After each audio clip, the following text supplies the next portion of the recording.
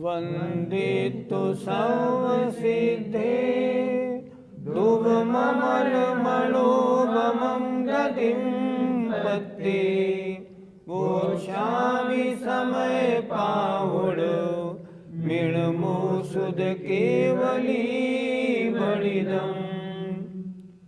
पंच परमेष्ठी भगवान की जय। आचार्य कुंद कुंद महाराज की जय। विषय चल रहा है, स्तुतियाँ दो प्रकार की देखने में आती हैं, एक व्यवहार स्तुति और एक निश्चय स्तुति। व्यवहार स्तुति का मतलब भगवान के शरीर या बाह्य वैभव की स्तुति। निश्चय स्तुति का मतलब भगवान के गुणों का स्तवन। इन दोनों में कौन सा ठीक है, ये चर्चा चल रही है। वास्तविकता तो क्या है, स्तवन दोनों ठीक है। प्राथमिक दशा में व्यवहार स्तवन ठीक है और वास्तव में निश्चय स्तवन तो ठीक है ही। आइए गाथा नंबर 33 देखते हैं। एणुमर्णम जीवादो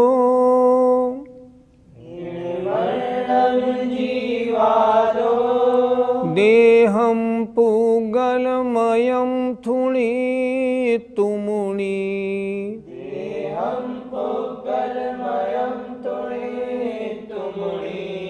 मल्लदिहु संथुदो वंदिदो मये केवली भयवम्।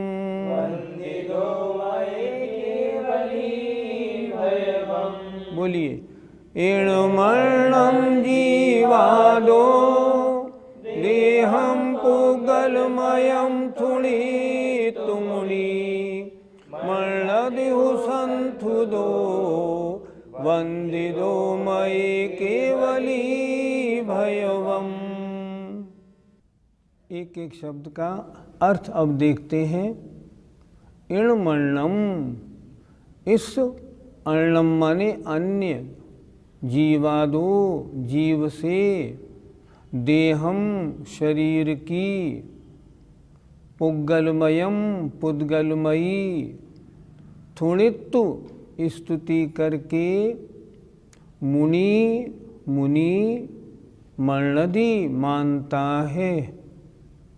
क्या मानते हैं?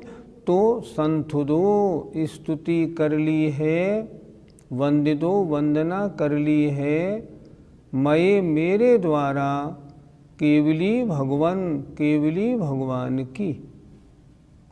क्या कह रहे हैं मुनि महाराज? वंदना स्तुति करते हैं किसकी? भगवान के पुद्गल में शरीर की। और मानते क्या है कि हमने भगवान की स्तुति कर ली है।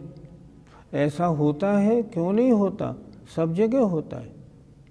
फिर देखें एक बार, इणम अर्णम, इस अन्य, जीवादो जीव से अन्य अर्थात जीव से भिन्न, देहम शरीर की, शरीर कैसा है? पुद्गलमयम पुद्गलमयी।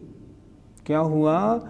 इस जीव से अन्य पुद्गलमयी शरीर की थुणित्तु स्तुति करके, मुनि मर्णदि मुनि मानता है, संथुदो स्तुति कर ली, वंदिदो वंदना कर ली, मये मेरे द्वारा, केवली भगवान की।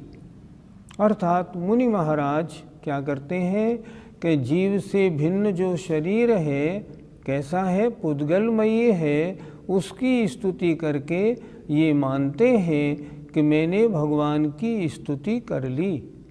और ठीक भी है, ऐसा बहुत स्थानों पे देखा जाता है। तो क्या वास्तव में भगवान की स्तुति हुई या नहीं? व्यवहारने से तो हो गई, निश्चयने से नहीं हुई।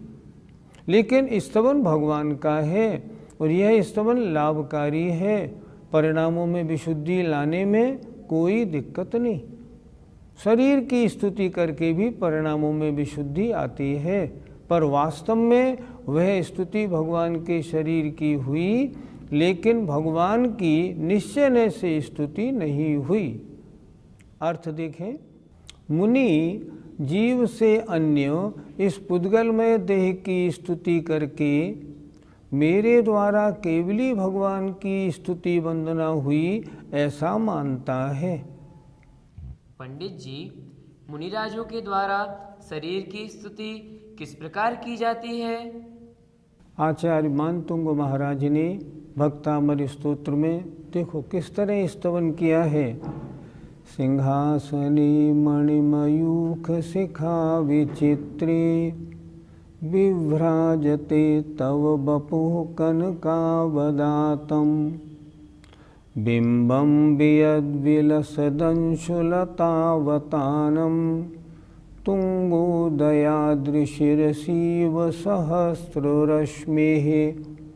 अब ये वपु माने शरीर का तो स्तवन हुआ।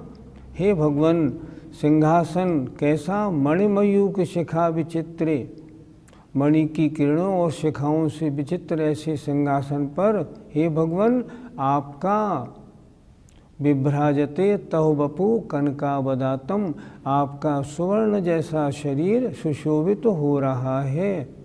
ये क्या हुआ? ये शरीर का स्तवन हुआ। आचार्य मानतुंग स्वामी क्या मान रहे हैं? मैं भगवान आदिनाथ का स्तवन कर रहा हूँ। भक्तामर स्तोत्र में नहीं, अन्य बहुत से और स्तोत्रों में भी अगर देखेंगे ना तो शरीर के माध्यम से भगवान का स्तवन किया गया है। ये व्यवहार स्तवन है, ये भी पुण्य प्राप्ति में कारण है, इसलिए इसका निषेध नहीं, लेकिन प्राथमिक दशा में ये उपयोगी है। पंडित जी, निश्चय से स्तवन किस प्रकार का होता है? जहाँ भगवान के गुणों का स्तवन किया गया, समझो ये निश्चय रूप, ये निश्चय से भगवान का स्तवन है। जैसे सामायिक पाठ में देखें, ये नक्षता मन्मथमान मूर्छा विषाद निद्रा भय शोक चिंता क्षतो नले नैव तरु प्रपंचस तम देवमाप्तम शरणम प्रपद्ये। जिन्होंने इन सब 18 दोषों को नष्ट कर दिया है। कैसे? जैसे अग्नि के द्वारा लकड़ी भस्म कर दी जाती है, उस प्रकार ऐसे उन भगवान की शरण को प्राप्त होता हूँ। और निश्चय का स्तवन तो हमें बहुत देखने को मिलता है। जैसे श्री रत्करण श्रावकाचार्य का मंगलाचरण देखें, नमः श्री वर्धमानायो निर्धूत कलिलात्मने सालोकानां त्रिलोकानां यद विद्या दर्पणायते। ये निश्चय का स्तवन है। इसमें भगवान के शरीर का स्तवन नहीं किया गया। किसका स्तवन हुआ? भगवान के गुणों का स्तवन हुआ। इस तरह जहाँ जहाँ भगवान के गुणों का स्तवन हो वो निश्चय स्तवन, और जहाँ शरीर या बहिरंग समवशरण विभूति आदि का वर्णन हो वह व्यवहार स्तवन है। स्तवन 2 प्रकार से होता है। पंडित जी, इन दोनों स्तवनों में से ज़्यादा विशुद्धि किन में आती है? ज़्यादा विशुद्धि तो वास्तव में निश्चय स्तवन में आती है। जैसे मान लो हम सिद्ध भगवान की पूजा की जयमाला पढ़ें, मान लो उनके हम बाद में जो छंद लिखे हैं, अविनाशी अविकार परम रस धाम हो समाधान सर्वंग सहज अभिराम हो, ज़्यादा विशुद्धि तो इसमें ही आती है। जैसे केवली भगवान का जो स्तवन है, जैसे अभी मैंने पहले बताया था, नमः श्री वर्धमानाय निर्धूत कलिलात्मने, ज़्यादा विशुद्धि इसमें आती है। शरीर के माध्यम से स्तुति करने में उतनी विशुद्धि नहीं बढ़ती जितनी भगवान के गुणों का स्मरण चिंतन उसमें करने से आती है। इसलिए जितने ज्ञानी हैं, जो महापुरुष हैं, वो तो हमेशा निश्चय का स्तवन ही करते हैं। वर्तमान में हम जितनी स्तुतियाँ बोलते और करते हैं, उन स्तुतियों में देखा जाए तो ये दौलत राम जी की सकल गे ज्ञायक तदपि निजानंद रसलीन, ये स्तुति वास्तव में निश्चय स्तुति है। इसमें भगवान के शरीर आदि का वर्णन नहीं किया गया, इसमें तो भगवान के गुणों का स्तवन किया गया है। जितने 40 हैं, इन 40 में ये व्यवहार स्तवन है। भगवान आपने ऐसा अक्षय दिखाया, ऐसा मंदिर बना, वो कोतवाल को ये किया गया और ऐसे ऐसे गोलियां चलाई गई, गोले चलाए गए, ये व्यवहार का स्तवन है। इनमें वो विशुद्धि नहीं बढ़ती जो निश्चय के स्तवन में विशुद्धि होती है। लेकिन फिर भी एक बात, जिनको भगवान के गुणों का विशेष ज्ञान नहीं है वो क्या करें?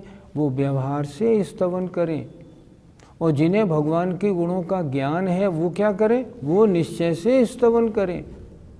एक छोटा सा प्रसंग आपको सुनाता हूँ। एक बहुत बड़े विद्वान हुए पंडित लाल बहादुर शास्त्री विद्वान थे। उनके पास एक सज्जन अपने पिताजी को लाए और बोले, पंडित जी साहब, ये पिताजी जब देखो तब तुमसे लागी लगन, ले लो अपनी शरण, ये भजन बोलते रहते और कभी भी भगवान की अच्छी स्तुतियाँ और स्तोत्रों का पाठ नहीं करते। उम्र थी उनकी 84 वर्ष की। पंडित जी ने कहा, ये बिल्कुल ठीक करते हैं, इनको यही करने दो। जब वो चले गए तो मैंने बाद में उनसे पूछा, आपने ऐसा क्यों कहा? तब उन्होंने कहा, ये 84 वर्ष के वृद्ध हैं, ये निश्चय स्तवन नहीं कर सकते, ये भगवान के गुणों में डूबे हुए नहीं हैं। अगर इनसे व्यवहार स्तवन की मैं मना कर दूंगा तो व्यवहार से भी जाएंगे और निश्चय से भी जाएंगे। स्तवन तो दोनों स्तवन हैं पर निश्चय का स्तवन वास्तव में उच्च है और श्रेष्ठ है। पंडित जी, व्यवहार के स्तवन से क्या ज़्यादा विशुद्धि नहीं बनती? हम मंदिर जी में जाते हैं, मूर्ति के दर्शन करते हैं, तो मूर्ति का दर्शन करना ये व्यवहार ऊपरी जो उनकी मुद्रा या शरीर है उसी का तो दर्शन है। क्या उससे हमारी विशुद्धि नहीं बढ़ती? हम जाके बोलते हैं ना, छवि वीतरागी नग्न मुद्रा दृष्टि नाशा पे धरे, बसु प्रातिहारे अनंत गुणयुक्त कोटि रवि छवि को हरे। ये व्यवहार से स्तुति है, लेकिन इससे विशुद्धि बढ़ती है कि नहीं? नहीं, विशुद्धि बहुत बढ़ती है। लेकिन जो विशुद्धि निश्चय स्तवन में होती है वो व्यवहार में नहीं हो पाती। लेकिन अपने अपने ज्ञान और नॉलेज के अनुसार जिसका जैसा ज्ञान हो उसका वैसा स्तवन करना युक्ति युक्त है। अगर कोई कम ज्ञानी है उसको व्यवहार स्तवन ही करना चाहिए, और जिन्हें आत्मा के और भगवान के गुणों का अच्छा परिचय है उनको तो फिर निश्चय स्तवन का आनंद लेके भगवान के गुणों के साथ डुबकी लगानी चाहिए। गाथा नंबर 33 का पद्यानुवाद देखते हैं। जीवात्म से पृथक भूत शरीर को ही वे वंदनादि करके मुनि वीत मोही, हे मानते नमित वंदित केवली है, बाह्योपचार वश ही हमसे बली है। तमणीक्षयेण जुज्यति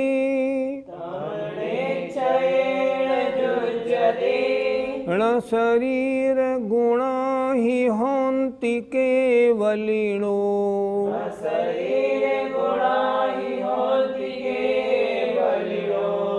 केवली गुणे थुण दिजो, सो तच्चम केवलिम थुण दी।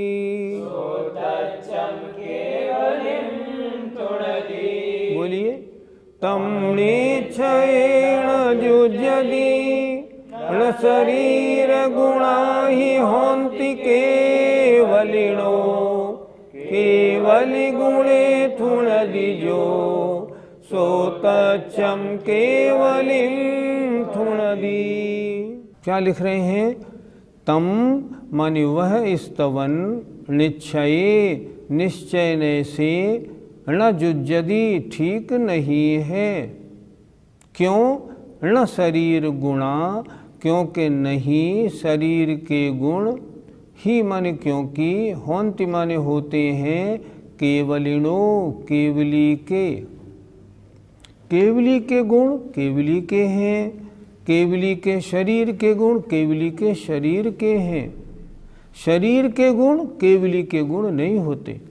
फिर एक बार देखिए, तम निश्चयेन युज्यति, जो मुनि महाराज व्यवहार से शरीर का स्तवन करके ये मान रहे हैं कि मैंने भगवान का स्तवन किया है, तम माने वह स्तवन निश्चय निश्चय से निश्चय की दृष्टि में न युज्यति नहीं है, ठीक नहीं है। ही माने क्योंकि शरीर गुणा शरीर के गुण केवलिनो केवली के गुण नहीं होते, न होंति नहीं होते। शरीर के गुण शरीर के हैं, केवली के गुण केवली के हैं। केवली गुणे थुणदिजो, जो केवली गुणे केवली भगवान के गुणों की थुणदि माने स्तुति करता है, सो तच्चम वही परमार्थ से अर्थात वास्तव में केवलिम थुणदी केवली की स्तुति करता है। केवली की स्तुति माने केवली के गुणों की स्थिति। जो शरीर है वो शरीर का स्तवन है अगर शरीर के गुणों की स्तुति की जाती है, और केवली के गुणों का स्तवन करेंगे तो वह केवली की स्तुति मानी जाएगी। एक बार फिर देख लें, वह स्तवन जो पहले बताया था, जो मुनि महाराज ने शरीर का स्तवन करके यह माना था कि हमने भगवान का स्तवन किया, वह निश्चय की दृष्टि में ठीक नहीं है। क्यों ठीक नहीं है? क्योंकि शरीर गुणा शरीर के गुण केवलिनो न होंति केवली के नहीं होते हैं। तो फिर स्तवन कैसे किसको माना जाए? केवली गुणे थुणदिजो, जो केवली के गुणों का स्तवन करता है, सो तच्चम केवलिम थुणदी, वही वास्तव में परमार्थ से केवली की स्तुति करता है। अर्थ देखिए, वह स्तवन निश्चय में ठीक नहीं है, क्योंकि शरीर के गुण केवली के गुण नहीं हैं।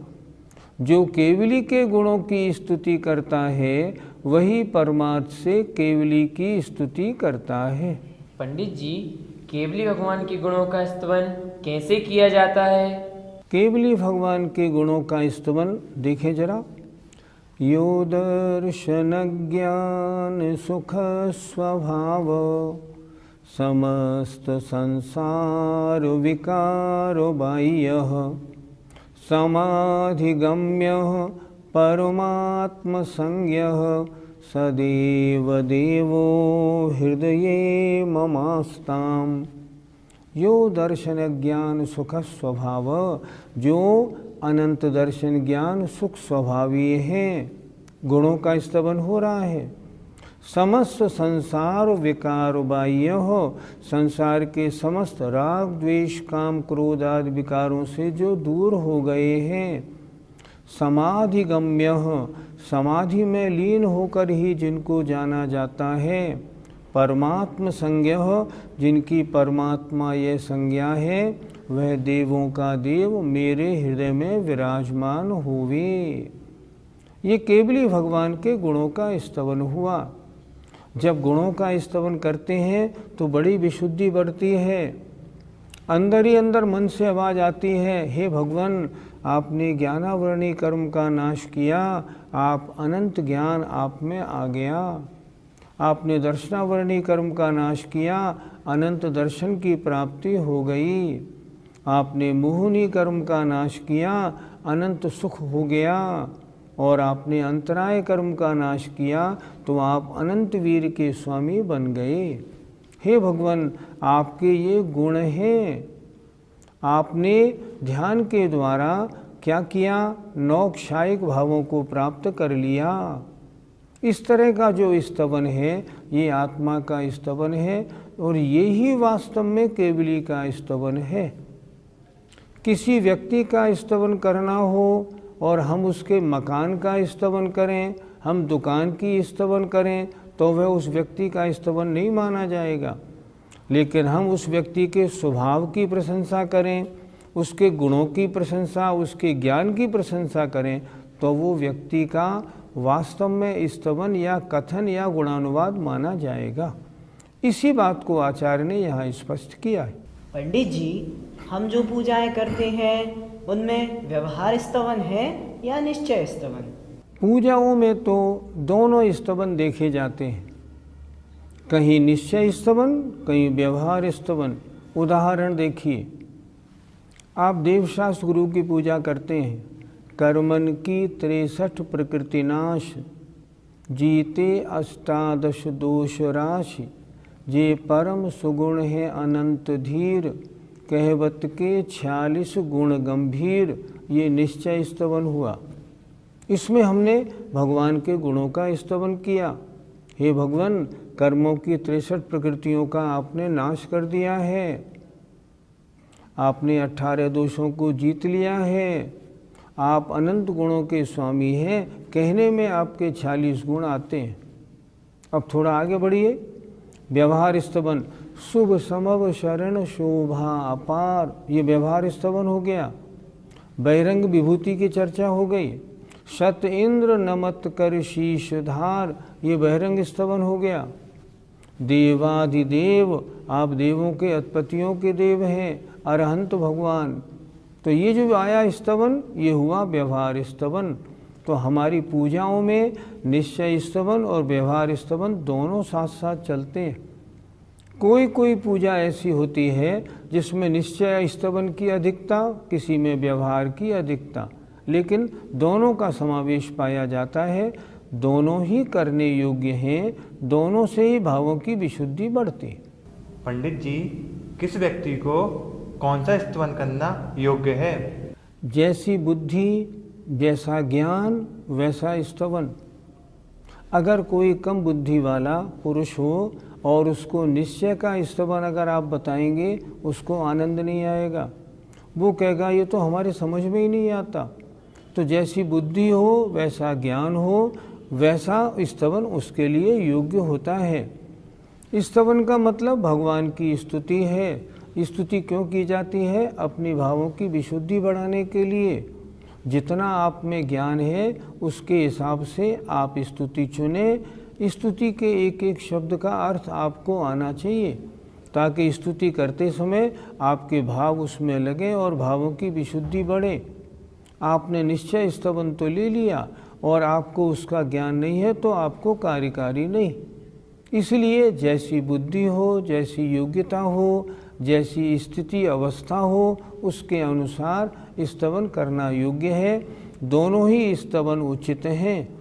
व्यवहारने की दृष्टि से शरीर आदि के द्वारा जो भगवान का स्तवन किया जाता है वो बिल्कुल उचित है, लेकिन निश्चय की दृष्टि से भगवान के गुणों का स्तवन ही भगवान का स्तवन है। शरीर के स्तवन को निश्चय ने भगवान का स्तवन नहीं मानता।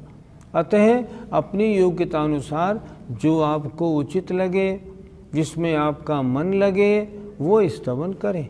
गाथा नंबर 34 का पद्यानुवाद देखें। होती शरीर स्तुति केवल की नहीं है, औचित्य देह गुण केवल में नहीं है। वीर्यादि अव्यय अनंत अपूर्वधि की, जो भी करे स्तुति वही स्तुति केवली की। एक शब्द दिया इसमें अव्यय। अव्यय माने कभी नाश नहीं होने वाले, ऐसे अनंत अपूर्व धी मतलब अपूर्व ज्ञान वाले की स्तुति। धी माने बुद्धि या ज्ञान, इस तरह इसको लगाना चाहिए। जय जिनेन्द्र।